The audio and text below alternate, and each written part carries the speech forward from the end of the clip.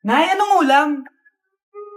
Ano naman ginagawa ni nanay? आकाश कोई प्रेम कवि मैं उसकी लिखी कविता मेरे जैसा कोई नहीं आया जग में युग बीता छू न सके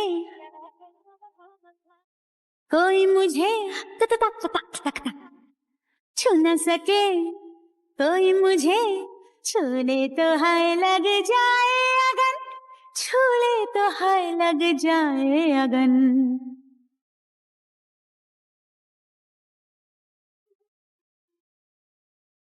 जा जा रे जा रे पवन सन सनननन सन सनननन जा रे पवन. Mas inuna pa niya magganyang, "Good morning, class!" Na-like ng kifi ko. Na-like ng deck ko. Aba, grabe na tong mga to. Ganyan na ba yung mga natututunan nyo ngayon? Sabi ko na nga ba walang magandang dulot yung TikTok na yan. Uso kasi to, ma'am. May bago na nga eh. Ay naku, Samantha, tigilan mo ako. Ano namang bago yan? Eto po, ma'am, tuturuan ko kayo. Anong pinang-like mo, Samantha? Yung esophagus ko po, ma'am. Esophagus? Grabe yung talent nyo, ah. Ikaw naman, ma'am. Try mo din. Sige. Ma'am, mali po kayo. Ma'am, sumobra po kayo. Hindi na po esophagus yan. Bitukan na po yan. Bakit absent ka kahapon, Scarlett? Ma'am, nagkasakit po kasi ako. Nagkasakit? Tinatamad lang yan, ma'am. Papansin talaga tong si Samantha. Nasaan yung ebidensya mo na nagkasakit ka? Meron po akong excuse letter, ma'am. Ay, excuse letter lang? Nasaan yung medical certificate mo? Medical certificate, ma'am? Hindi naman po pumunta ng doktor. Oh, paano ko malalaman na totoong nagkasakit ka? Ito po, ma'am, yung chat namin ng nanay ko. Ito po, ma'am, picture po ng thermometer na ginamit ko. Sus, kinuha mo lang yun sa internet eh. Papansin ka? Kulang sa pansin eh. Ay, hindi ko tatanggapin yan, be. Hindi kita i-excuse. Dapat medical certificate yung ibigay mo sa akin. Aba, ma'am, kailangan kapag nagkakasakit, may medical certificate agad? Paano kung masakit lang yung katawan? Paano kung masakit lang yung puson? Kailangan mo ba agad ng doktor? Hindi kami mayaman, ma'am. Ma'am, nangangopya po si Scarlett sa akin, no? Ang pakasinungaling mo, Samantha. May nangangopya pala dito? Bagsak ka na sa akin, Scarlett. Apakasama talaga ng ugali mo, Samantha. Nay! O anak, anyari sa'yo? Binagsak ako ng teacher ko. Naniwala kasi siya kay Samantha na nangopya daw ako. Totoo ba yun, Scarlett? Hindi, Nay. Siya talaga yung nangopya sa akin. Walang iya yan Humanda siya sa akin. Tara, anak. A few moments later. Ma'am, bakit niyo po kami pinatawag dito? Kasi yung anak mo, sinungaling. Siya naman talaga yung nangopya kay Scarlett eh. Hindi po totoo yan. Para malaman natin kung sino nagsasabi ng totoo sa inyong dalawa, mag-quiz na lang kayo ulit.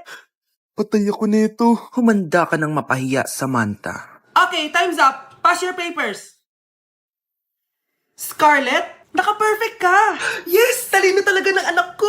Samantha, wala kang tamang sagot. Ikaw talaga ang totoong nangungopya. Nakakahiya ka, Samantha. Humanda ka sa akin sa bahay. Tara! Wag po, Nay! Ay, kasama ko po yung crush ko. Hello po, tita. Saktong-sakto, nagluto ako ng masarap na pagkain. Talaga po, Nay. Halika dito, kumain muna kayo. Sige po, tita. Oh, ito. Masarap yan. Ako nagluto niyan. Mapapadami na lang po kain ko nito, Nay. Ang sarap nga po, tita. Di ba, Abi?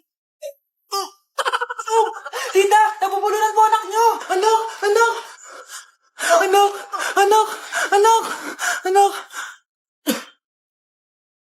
Anak, anong gagawin natin, tita? Tumawag ka ng doktor. Sige po, tita. Nandito na ako. Dok, bilisan niyo, Dok. Na paano siya? Nabulunan po. May jowa pa siya? Importante pa ba yun? Ligtas mo anak ko. Ito na. Patay na siya. Anak! Patay na siya. Sayang, ka-crushback ko pa naman siya. Crushback mo ako? Pag ganyan mo lang sinabi, so tayo na? Hala, bukas na pala pasahan nito. So, ano na balita ng revision ng thesis natin, Samantha, ha? Babe, ano ba? So, ano na balita sa revision ng thesis natin, Samantha, ha? Hala, di ko pa nagagawa yung thesis namin. Nagka-emergency kasi. Sus, emergency? Kasama mo lang naman jowa mo. Tanggalin kita sa group dyan eh. Patay, lagot ako neto, babe. Paano niyan tayo? Mga bes, huwag kayo mag-away-away ha. Kumalma kayo. Sabayin niyo muna ako ha. Jopay. Kumusta ka na? Huwag ka nang mawala. Ngayon, Teka, si Scarlett ba yun?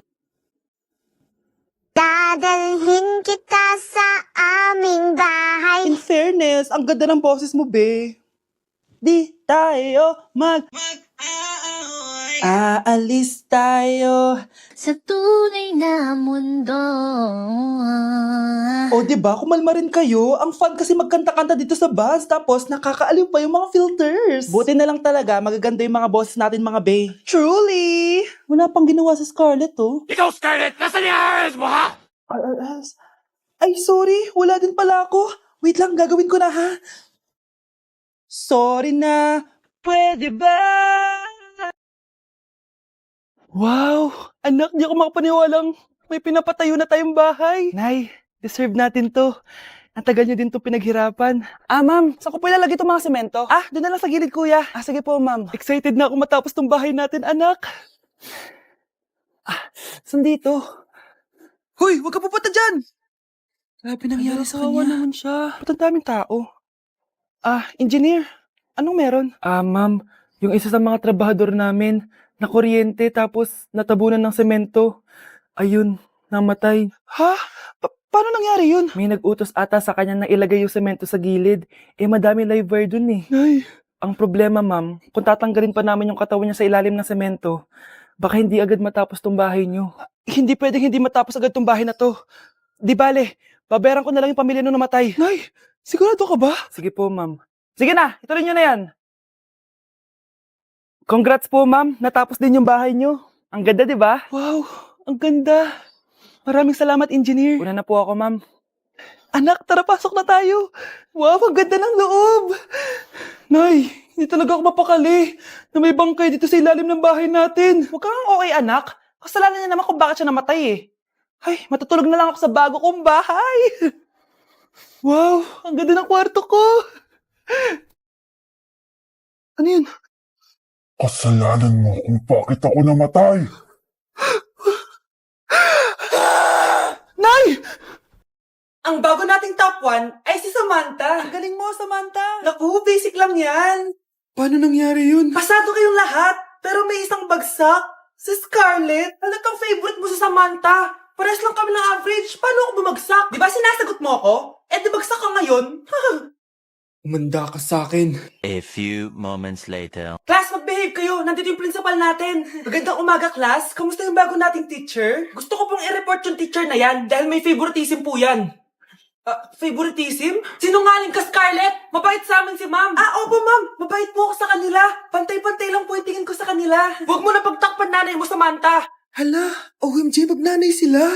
Ma'am Principal, pagpasensyahan niyo na siya. Baka di niya alam yung sinasabi niya. Meron ako ebidensya dito na nagpapatunay na binigyan ng sagot ni ma'am si Samantha. At tinawag ng nanay si ma'am. Bawal to sa school natin Kayong dalawa, mag-usap tayo sa principal's office. Ma'am, magpapaliwanag po ako.